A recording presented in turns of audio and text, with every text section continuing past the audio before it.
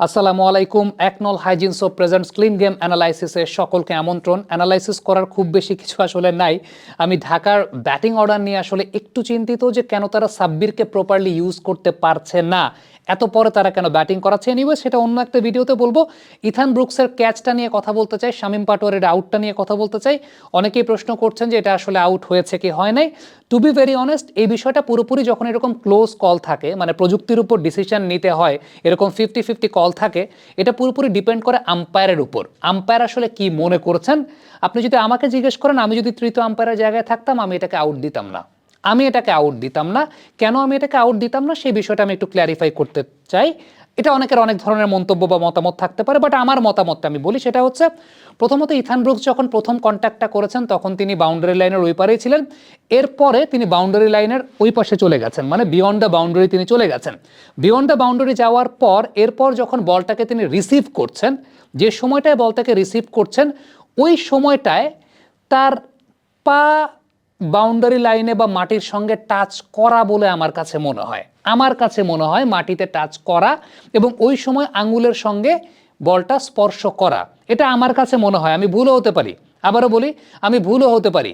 এখন তৃতীয় আম্পায়ারের কাছে হয়তো বা তাদের কাছে মনে হয়েছে যে ওই সময়টাতে বল আঙ্গুলে টাচ করা নেই, অথবা এর পরের ফ্রেমটা যদি আমরা চিন্তা করি, এর পরের ফ্রেমটায় যদি যাই, এর পরের ফ্রেমটায় যখন বলটা পুরোপুরিভাবে হাতে এসেছে ওই সময়টাতে পা মাটিতে টাচ করা অবস্থায় নাই, পা তখন হাওয়ায় আছে বা শূন্যে আছে।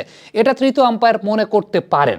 কিন্তু আপনি যদি আমাকে জিজ্ঞেস করেন, আমার কাছে যেটা ব্যক্তিগতভাবে মনে হয়েছে সেটা হচ্ছে একদম আগের ফ্রেমটায় যদি চলে যাই, আগের ফ্রেমটা ঠিক এই জায়গাটায় যখন বল আঙ্গুলের সঙ্গে স্পর্শ করা আছে বা নাই, একটা 50-50 কাইন্ড অফ সিনারিও হতে পারে, কিন্তু পাটা মাটিতে স্পর্শ করা আছে, এই জায়গাটা আমার কাছে মনে হয়েছে সেটা হচ্ছে যে আঙ্গুলের সঙ্গে বল স্পর্শ করা আছে, এটা আমার কাছে মনে হয়েছে, কিন্তু তৃতীয় আম্পায়ারের কাছে মনে হয় নাই।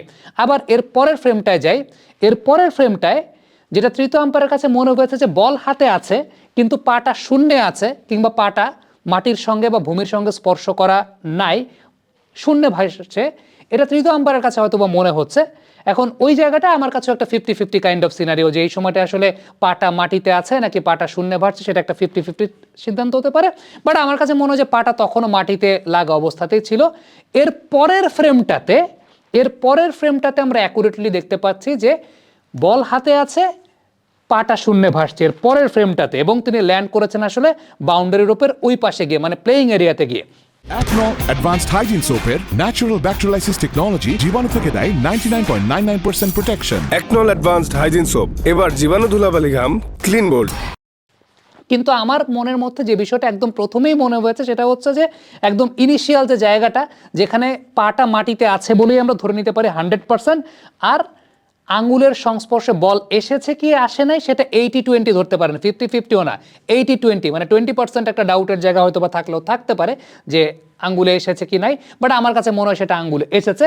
দ্বিতীয় ফ্রেমটা আমার কাছে মনে হয় যে পরিপূর্ণভাবে বল হাতেও এসেছে এবং তার পাটাও মাটিতে স্পর্শ করা ছিল, এটা আমার কাছে মনে হয়েছে। এখন দেখেন এই টাইপের ডিসিশনগুলো যেটা হয় কি, আমাদের ক্যামেরার ফ্রেম রেটগুলো অনেক সময় একটা ইলিউশন ক্রিয়েট করে, মানে রানিং যখন কোনো একটা বিষয় ঘটছে ওই সময় ক্যামেরার ফ্রেম রেটে পরিপূর্ণভাবে অনেক কিছু বোঝাও যায় না বা অ্যাকুরেটও আসলে হয় না।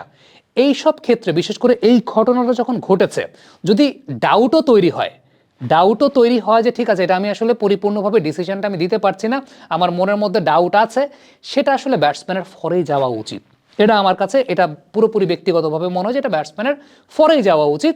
বাট এক্ষেত্রে আম্পায়ারের কাছে পরিপূর্ণভাবে মনে হয়েছে, বা আম্পায়ার 100% তার ইনস্টিংক্ট অনুযায়ী তিনি চিন্তা করেছেন যে এই ক্ষেত্রে যে বিষয়টা ঘটেছে সেটা হচ্ছে বল যখন হাতের সঙ্গে পরিপূর্ণভাবে স্পর্শ করেছে ওই সময় পা মাটিতে ছিল না, এটা আম্পায়ার মনে করেছে। কিন্তু আপনি যদি আমাকে বলেন আমার কাছে মনে হয়েছে, বেসিক জায়গা থেকে দেখে মনে হয়েছে যে না, এটা আসলে আউট দেওয়ার কোনো কারণ নাই, এটা আসলে নট আউটই দেওয়া উচিত। বিকজ একদম প্রথম ফ্রেমটা আবারও ফেরত যাই, এই ফ্রেমে আমার কাছে মনে হচ্ছে যে পাটা মাটিতে তো টাচ করা ছিল 100%, আর আঙ্গুলের সঙ্গেও হাতের একটা স্পর্শ ছিল। ওভারঅল এই টাইপের সিনারিওতে আবারও বলি যে ক্যামেরার ফ্রেম রেট থেকে শুরু করে এরকম দ্বিমাত্রিক প্রতিবিম্ব যখন আপনি দেখছেন, 2 ডাইমেনশনাল ভিউতে যখন দেখছেন, অনেক ধরনের কনফিউশনই ক্রিয়েট হতে পারে, কিন্তু এইরকম কনফিউশন ক্রিয়েট হলে এটা আসলে এখন এই সিচুয়েশনে ব্যাটসম্যানের ফরে যাওয়াটাই আমার কাছে মনে হয় যে উচিত ছিল, যেটা দেন নাই আম্পায়ার মনে করেছেন তার কাছে 100% হয়তো বা বিষয়টা ক্লিয়ার ছিল যে এটা হয়তো বা আউট, এটা আম্পায়ারের জায়গা থেকে মনে করতে পারেন, বাট আমার জায়গা থেকে মনে হয়েছে ইট ওয়াজ নট আউট। কমেন্ট বক্সে আপনাদের মন্তব্য মতামত জানতে চাই।